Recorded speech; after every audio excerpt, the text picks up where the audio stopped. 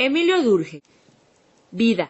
Nació en 1858 en la ciudad de Épinal, Francia. De adolescente se sintió insatisfecho no solo con su formación religiosa, sino también con la educación general que había recibido. Ansiaba aprender los métodos científicos y los principios morales que guiaban la vida social. Se negó a estudiar una carrera tradicional de filosofía y en su lugar se esforzó por conocer los requerimientos para contribuir a la dirección moral de la sociedad. Durkheim afirmó que el objetivo distintivo de la sociología debía ser el estudio de los hechos sociales. Que los hechos sociales debían ser tratados como cosas era de crucial importancia para distinguir la sociología de la filosofía. También dijo que la sociedad era algo que estaba fuera y dentro del hombre al mismo tiempo, gracias a que éste adoptaba e interiorizaba los valores y la moral de la sociedad. De esto se deriva que algunos se vean obligados a parámetros y límites con los que no están de acuerdo.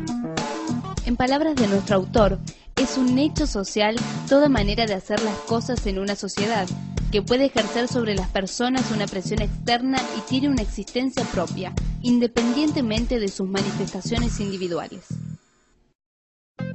A su vez, distinguía entre dos grandes tipos de hechos sociales, materiales e inmateriales. Los hechos sociales materiales son los más claros de ambos tipos, porque son entidades reales y materiales. Es el caso de algunos componentes que conforman la sociedad, como el Estado, la distribución de la población, la arquitectura y los canales de comunicación. Sin embargo, el núcleo de su sociología es el estudio de los hechos sociales inmateriales. Entre ellos podemos reconocer la moralidad, la conciencia colectiva, las representaciones colectivas y las corrientes sociales, o en términos más generales, la cultura. Veamos de qué se tratan. Para Durkheim, el concepto de conciencia colectiva es el conjunto de creencias y sentimientos comunes al término medio de los miembros de una sociedad que forma un sistema determinado con vida propia. Por su parte, las representaciones colectivas resultan estratos específicos o substratos de la conciencia colectiva que hace referencia a normas y valores adoptados por colectividades específicas como la familia, la ocupación, el Estado y las instituciones educativas y religiosas.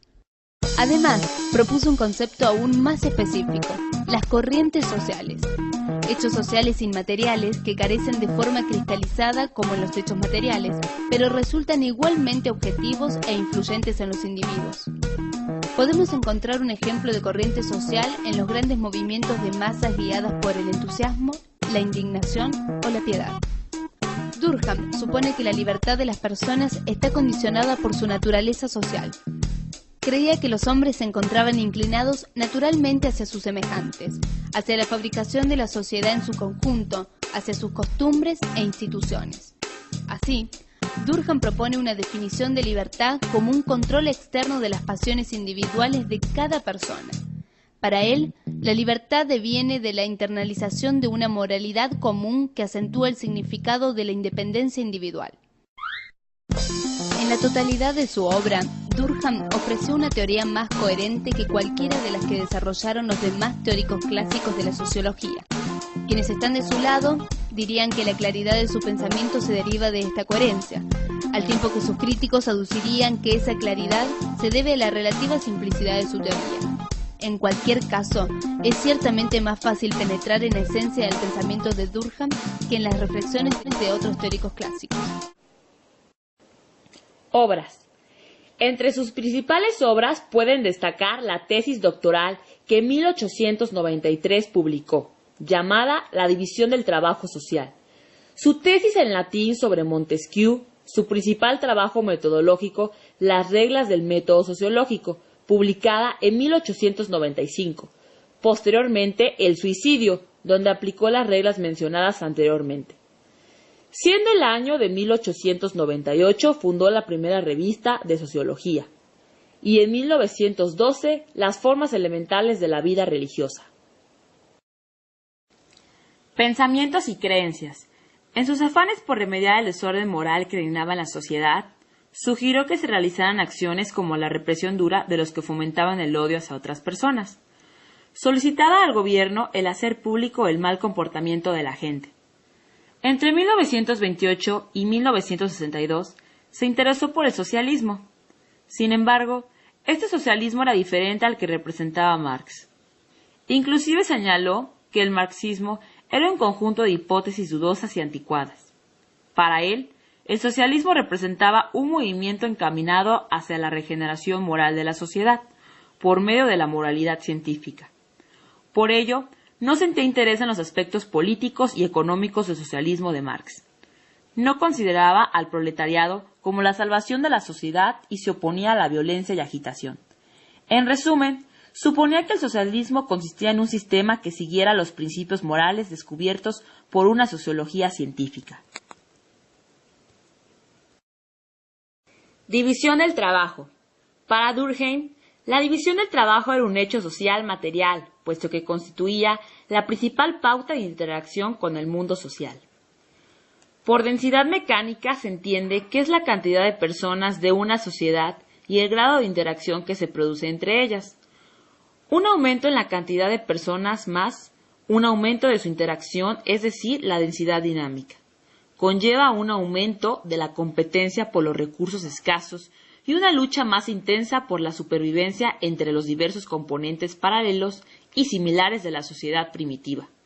La división del trabajo propone cooperar en lugar de entrar en conflicto, lo que haría una coexistencia pacífica. Anomia. El concepto de anomia revela claramente su preocupación por los problemas derivados del debilitamiento de la moralidad común. Los individuos se enfrentan a la anomia cuando carecen de un concepto claro de lo que es una conducta apropiada y aceptable. Para nuestro pensador, la patología central de las sociedades modernas es la división anómica del trabajo. Expresa que los problemas del mundo moderno podían remediarse. Es fácil que dejen de percibir un vínculo común con los que trabajan y viven alrededor de ellos. La anomia se encuentra como una de las causas principales del suicidio. Este es el llamado por Durkheim suicidio anómico. Corrientes sociales. Las corrientes sociales las definió como hechos sociales inmateriales. Como ejemplo están los grandes movimientos de masas guiadas por el entusiasmo. Explicó que desde el interior pueden influir en cualquiera de nosotros y nos pueden hacer perder el sentido o la calma sin que nosotros lo queramos. Durkheim consideraba que estos hechos sociales pueden ser estudiados de manera empírica. Eso fue lo que hizo en el suicidio. Demostró que los hechos sociales y las corrientes sociales son externas y coercitivas para el individuo. Eligió el suicidio porque era un fenómeno relativamente concreto y específico. Disponía de datos relativamente fiables sobre este fenómeno y sobre todo constituía uno de los actos más privados y personales. Le interesaba explicar las diferentes tasas de suicidio. Tenía a suponer que si las tasas de suicidio variaban entre los grupos y periodos de tiempo, se debía a variaciones en los factores sociológicos en particular las corrientes sociales. Definió los tipos de suicidios en egoísta, altruista, anómico y fatalista. Identificó varios componentes de la naturaleza humana como la existencia de los impulsos biológicos, pero según él, para la sociología era más importante los sentimientos sociales como el amor, el afecto y la solidaridad. Su idea es que las personas nacen con una diversidad de impulsos egoístas que, si no se contienen, constituyen una amenaza para ella y la sociedad. Las personas tienen una multitud de pasiones. Si estas pasiones no se contienen, se multiplican hasta el punto de que el individuo se convierte en esclavo de ellas. Instituciones. Las instituciones las veía como formas de obrar y pensar fijas, que no dependen de la voluntad de un individuo, de grupos e incluso una generación, sino que éstos la encuentran y tienen que ajustarse a ellas. Son tan fijas que es difícil que se modifiquen por la acción de los grupos. Todas estas ideas y conductas contribuyen a mantener el funcionamiento del sistema. Como ejemplo está la religión. Es un hecho social, una institución, un conjunto de ideas y conductas sociales que están establecidas, coaccionan al individuo y refuerzan la cohesión del sistema social. La sociología debe investigar las instituciones, que son todas las creencias y todos los modos de conducta instituidos por la comunidad. Se trataría entonces de investigar el origen y funcionamiento de tales creencias y conductas, que se considera hechos sociales, es decir, realidades que no pertenecen al individuo, sino que su carácter social están por encima de ellos. Para él, lo que una persona puede llegar a ser está determinado por los tipos de lazos que establece con sus grupos sociales.